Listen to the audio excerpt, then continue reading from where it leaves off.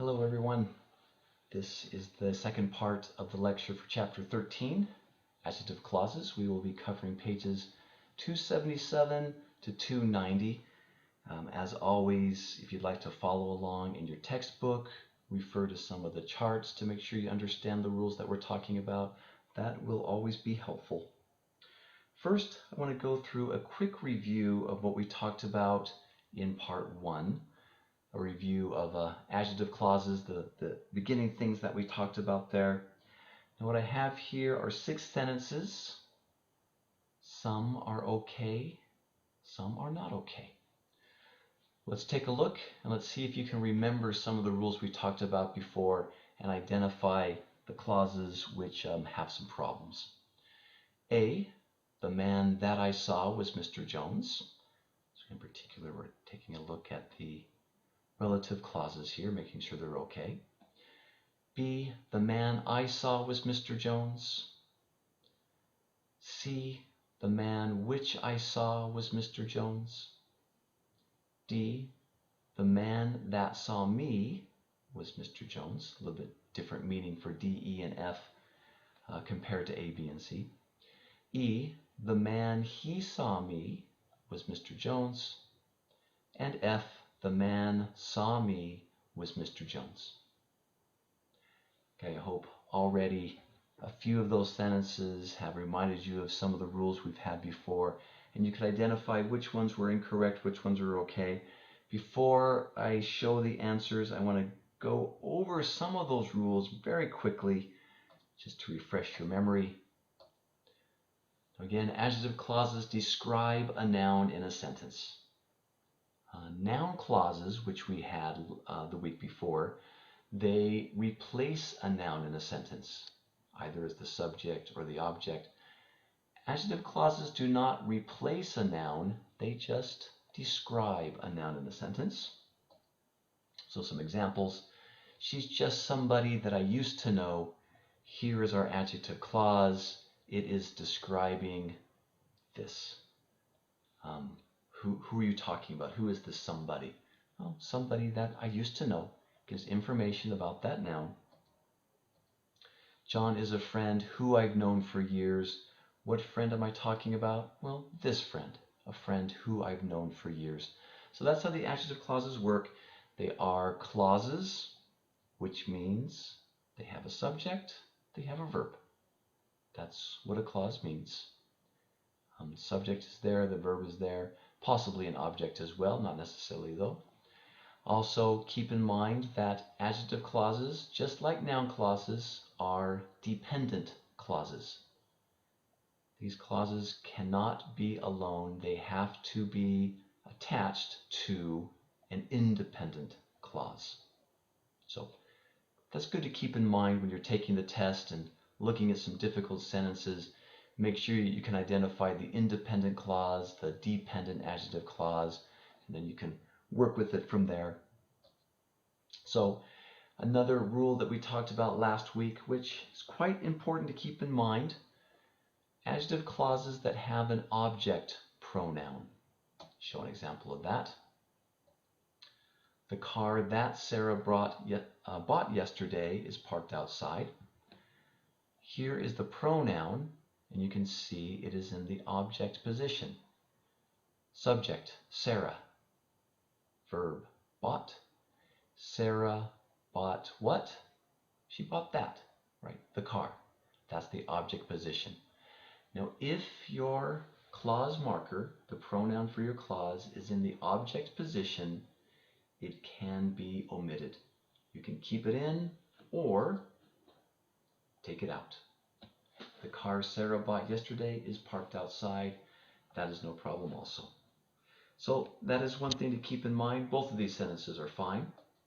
But if the pronoun in the adjective clause is acting as the subject, cannot be omitted. Got to keep it in. Here's a sentence where everything is okay. I like teachers who are helpful. What is your subject? Who are. So here is working as the subject, which means you can't do this. This is incorrect. You can't take out the subject. I like teachers are helpful. That doesn't work. So one thing to keep in mind also, if we go back to the answers for our little quiz then, A was fine, the man that I saw. B was fine, the man I saw. That's your object position. Keep it in or take it out, no problem. C, the man which I saw was Mr. Jones. That is a problem. It is a problem because of which. Which can be used to describe a thing, but not to describe a person. This has to be that or who, but which will not work there, or whom. D, the man that saw me was Mr. Jones. No problem.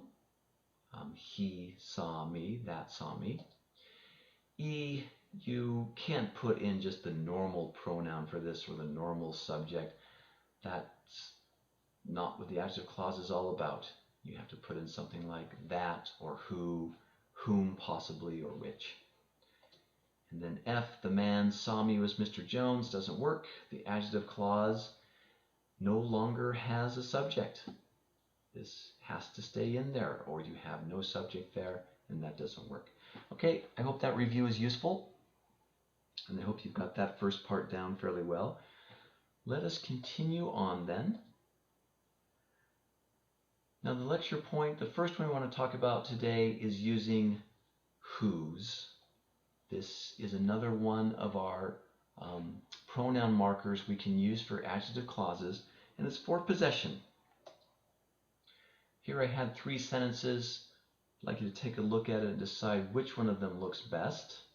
1, 2, and 3. Now 2 of these are actually grammatically fine. One of them is grammatically incorrect, but the other 2 are grammatically fine. However, there's still one of them that I say looks best. It just sounds more like an advanced speaker, like a native speaker would say the sentence. Number 1, I have a friend. His purpose in life is to help others. Number 2, I have a friend whose purpose in life is to help others. And 3, I have a friend who his purpose in life is to help others. Now, I hope you're able to spot that or have a feeling for which one is the best. The sentence which is the best is number 2. I have a friend whose purpose in life is to help others. Now number 1 is fine also. I have a friend, period, new sentence, his purpose in life is to help others. Nothing wrong with this. This is fine. But it's kind of nicer to combine them into one longer, little bit more complex sentence. Just sound more like a native speaker, more like a high-level speaker there. And that's the function of whose, to take this possessive pronoun and make it into a nice adjective clause. Now number 3 we do not like because who, his purpose sounds very awkward to us. That is why we say whose. This specifically replaces this kind of structure. Who, his purpose, who, her purpose, who, their purpose. Any object pronoun that you have there, any pronoun that you have there, we can change that to this one, whose purpose. So if we do another example, I know a student, her book was stolen. Again, these sentences are fine, but that is much nicer. I know a student whose book was stolen. Her is just replaced by whose, and now we have a nice adjective clause to add to our independent clause. The singer is from Canada. Her song is number 1. Now here we have a possessive. We can use whose with this. Let's replace this with a whose, add it as an adjective clause, and there it is. The singer, whose song, right, her song, whose song is number 1, then the rest of our independent clause is from Canada. All right, so that's the function of whose. Very useful thing. Now one thing to keep in mind is to be able to distinguish these 2 concepts, whose and whose. And maybe you can hear that my pronunciation was exactly the same for both of those.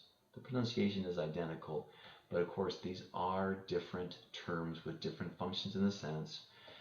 Now, to make sure that you understand the difference, the apostrophe S is a contraction. I'm taking two words and contracting them into one word. It can be this style. Whose means who is. That's a professor who's in my department. Who is in my department. Whose can also be with the present perfect. It can be shortened form of who has, a contracted form of who has. That's a professor who's taught here for 10 years, which is who has taught here for 10 years. The present perfect. Now, these is just the usual subject and verb. Who is, who has, right? That's all that is. Whose, of course, is our clause marker for a possession.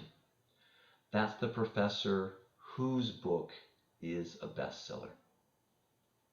Now, for some examples of this, we did have this in our exercise on page 277. I'm not going to go through all of them. Don't have enough time for that. But just to quickly touch on a few of them, just to make sure it's kind of clear. I know a doctor whose last name is Doctor, not who is, not who apostrophe s. Now, to keep yourself from getting confused, if you can replace this with his or her or their or my, any possessive pronoun, that's exactly what this is functioning as. Put that one right in there. I know a doctor who lives in a sailboat. This is not a possession. This is a subject, this is a verb, so who lives, subject and verb. Now the rest of them, we can quickly kind of go through all of these. I really don't want to spend so much time on this one. The woman whose wallet, right? Her wallet. Whose wallet was stolen, called the police. The woman who found my wallet, subject and verb. The professor who teaches art history is excellent. The professor whose course I am taking is excellent. Right? His course, or maybe her course. I apologize to the man whose coffee I spilled. His coffee, her coffee. There's your possessive. Whose coffee. And I made friends with the man who is in my class. There's our whose, subject and the verb. Could be the contracted form also, who apostrophe s as well. All right, so that was whose.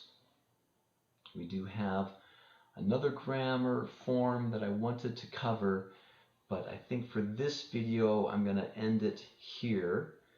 In the next video, even though we did cover this next part in our class we already had, we're going to touch on it again in our third lecture. So I'm just going to finish here, and in the next video you should be able to get all the things that you need to be complete. So, let it here. Happy studying. I will see you soon.